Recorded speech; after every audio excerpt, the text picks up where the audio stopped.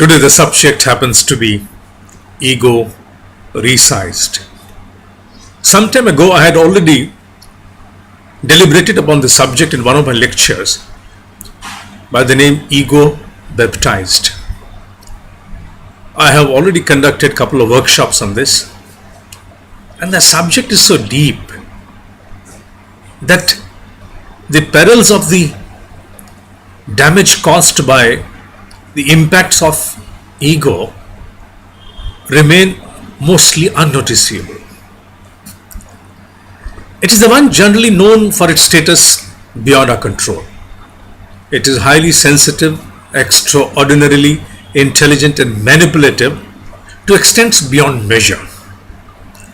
And the magnificent beauty the ego enjoys worldwide is that it exists within all humans but only traced amidst others. We are not able to locate our own ego. One cannot easily trace its presence within one's own self.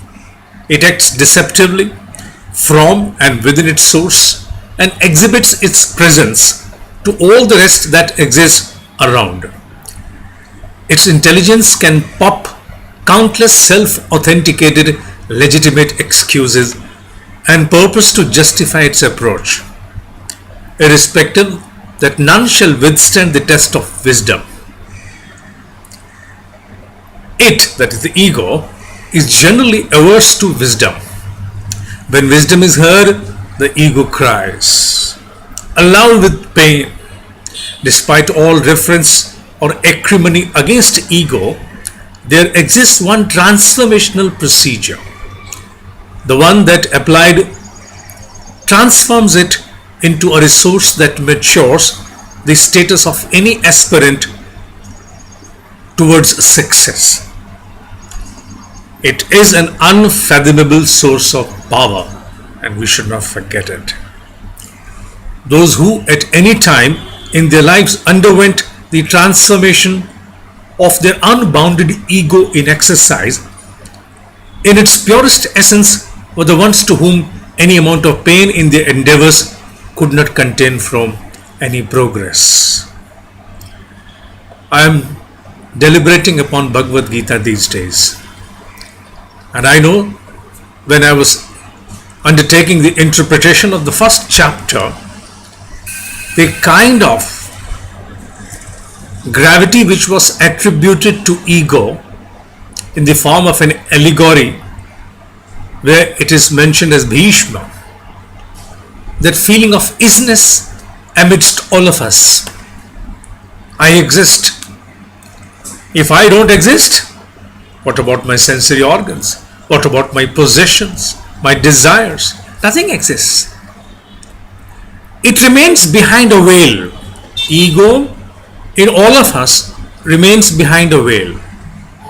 It only surfaces or exercises itself when a point comes to identify or to weigh or to measure your identity. And once the ego is triggered, the entire perceptual structure will be colored. You will not know. Your intellect will work accordingly, your mind will work accordingly, your memories and imagination will work accordingly. Anything which is your thought, speech, deed towards that particular subject or person towards whom your ego has been triggered will be totally colored. Ego is such a powerful source. But if it is purified, somehow, if we can purify the existential aspect of ego and rightfully channelize its force, then believe me, one who becomes a martyr, one who can arise to that level to sacrifice one's existential entity with the blink of an eye, is a playwork of the exercise of purest ego. Although we know that there are terrorists who act as suicidal bombs, but there the pure form of ego has been exercised for malefic intent of killing people. Energy is energy. Nuclear power is a power. Willpower is a power. Likewise, ego is a power.